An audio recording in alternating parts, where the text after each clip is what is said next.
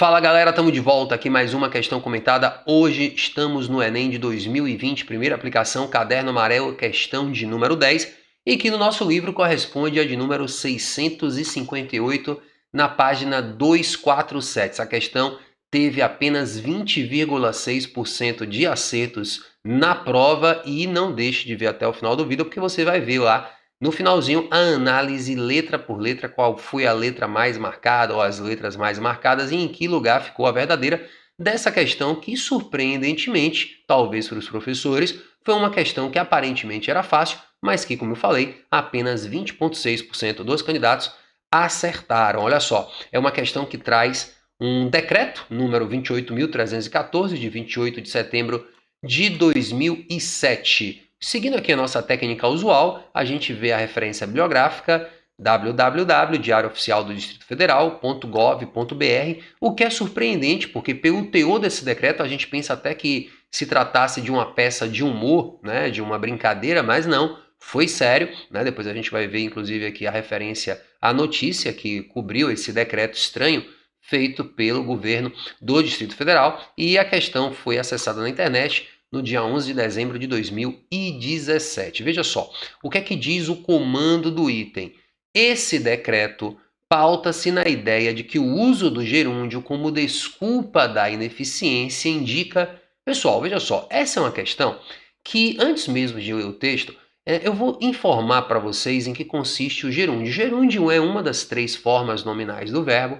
Forma nominal, você que nunca ouviu falar nessa expressão, são aquelas três formas do verbo que não têm as flexões tradicionais de um verbo. Quando eu digo eu amo, você consegue constatar o tempo presente, você consegue constatar a primeira pessoa, que é um singular, né, e o modo indicativo. Quando a gente usa o nome do verbo, por exemplo, amar, nós não temos nenhuma dessas flexões. Então, por isso que nós chamamos ao infinitivo, amar, de forma nominal. Então, as três formas nominais do verbo são o infinitivo, amar, o particípio amado, geralmente particípio regular, que termina em DO, e o gerúndio, amando. O que é que o gerúndio dá para a gente de noção? Uma ideia de um processo que está acontecendo, que está em continuidade. Você pode até lembrar do inglês das formas contínuas. Então, eu estou estudando, dá uma ideia de um processo. Então veja que conhecer o sentido do gerúndio já te ajudaria bastante na hora de resolver a questão. Por isso que eu falei que talvez fosse uma questão muito simples para os professores de língua portuguesa, o que talvez não tenha sido para os candidatos e para as candidatas que, por exemplo, talvez não soubessem o que era o gerúndio e não soubessem dessa situação, que é uma crítica que vem já sendo feita há um tempo ao uso excessivo do gerúndio como uma espécie de procrastinação. E aí, você vai me mandar o trabalho? Eu estou mandando, né? Vou estar mandando amanhã. Então, essa construção com o gerúndio, algumas construções com o gerúndio não está errado, tá, gente? O gerúndio é uma forma correta da língua portuguesa que expressa algumas ideias que só ele mesmo vai expressar. Entretanto, o uso, né, de maneira repetitiva, enrolona, caracteriza muitas vezes um vício da linguagem que a norma tradicional da gramática visa combater, tá bom? E alguns gramáticos se voltam contra essa forma enrolona, vamos dizer assim, procrastinadora do uso do gerúndio. Então, com base nessas informações, a gente já vê, esse decreto pauta-se na ideia de que o uso do gerúndio como desculpa da ineficiência indica.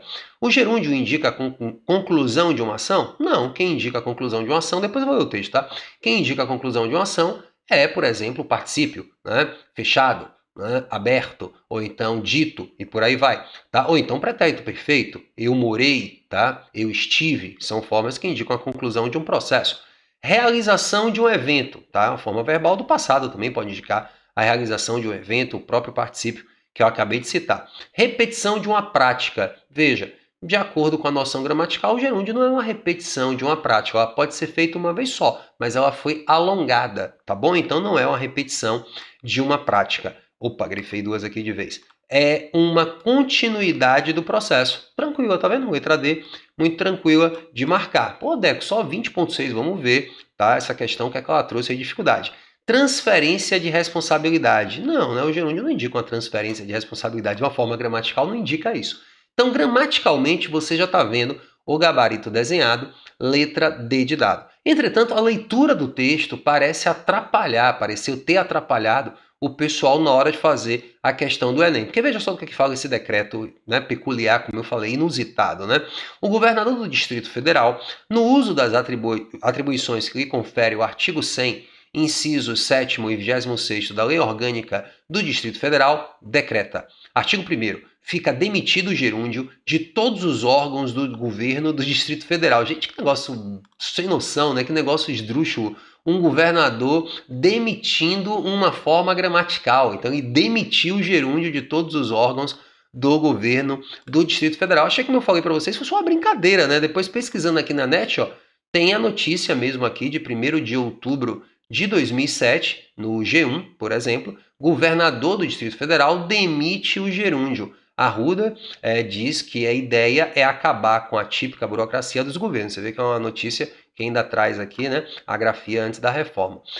Arruda diz que a ideia é acabar com a típica burocracia dos governos. Ato foi publicado na edição desta segunda-feira no Diário Oficial do Distrito Federal. Quem quiser depois pode pesquisar aí e ler a notícia na íntegra. Se você for, por exemplo, um professor de português e está acompanhando aqui nosso canal, fica aí a referência para que você incremente, até leve a matéria para discutir com seus alunos. Então, olha só, voltando aqui à questão, então o governador demitiu, gente, uma forma gramatical, meu Deus. Daqui um dia vão demitir a crase, vão demitir a concordância. Artigo 2º, mas lembrando, tá, gente, porque o gerúndio pode ser mal empregado em alguns casos, como eu repito aqui, com uma espécie de enrolação para execução do serviço. Ou seja, daí o artigo 2º, fica proibido, a partir desta data, o uso do gerúndio para desculpar a ineficiência, como desculpa da ineficiência, que é até algo que o comando da questão vai dizer. Né? Este decreto entra em vigor na data da sua publicação, revogam-se as disposições em contrário.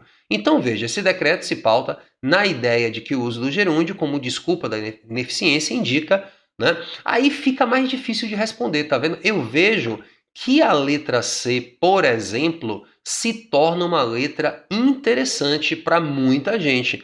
Por quê? O que é que levou, talvez, o governador do Distrito Federal a fazer essa demissão, entre aspas, né?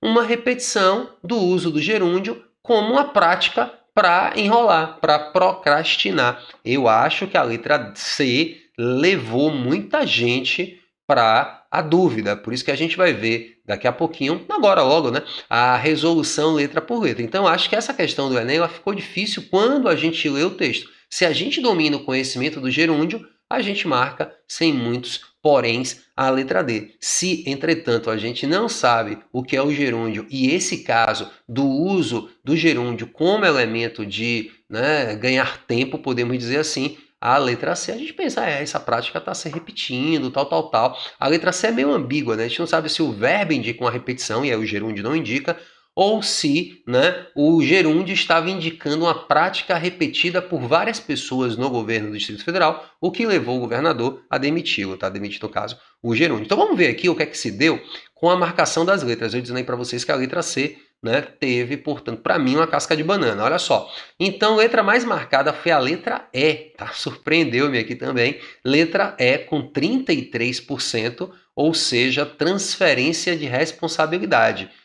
Aí eu também não marcaria a letra E não, se eu fosse... porque eu não tenho como falar que eu marcaria, né? Eu sou professor aqui, estou já com o olhar, né, maldoso para a questão. Mas letra E, diz aí o que é que você marcou, para eu ter a noção, né? Outra letra, portanto, em segundo lugar foi a C, como eu falei, que a C deve ter levado muita gente para o fundo aí do poço. Letra D, a verdadeira, com 20,6, aí aparece 21 porque está arredondado. Letra A, muito parelha também, né? Uma questão muito bem distribuída entre as alternativas. Letra A, melhor dizendo, com 19% realização, ou melhor, conclusão de uma ação, né? Letra A indica conclusão de uma ação, e a menos marcada, a letra B de bola, com apenas 5% realização de um evento. Tá? Essa questão teve, como vocês estão vendo, 20,6% no Enem de 2020, que teve uma média de 523,95, maior, por exemplo, do que a média do Enem de 2021. Foi uma questão acertada, como vocês também podem verificar,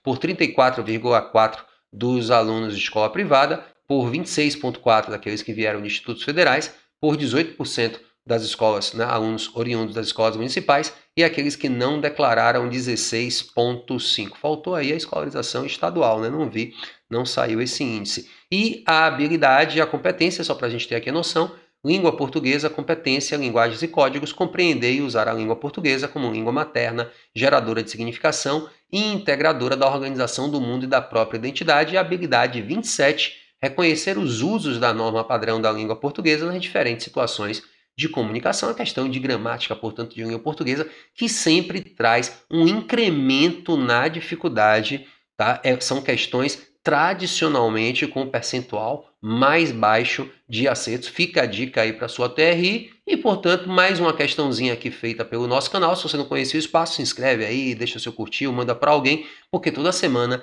tem um vídeo novo aqui na sua caminhada para o Enem. Valeu? Beijão, tchau, tchau, até o próximo vídeo.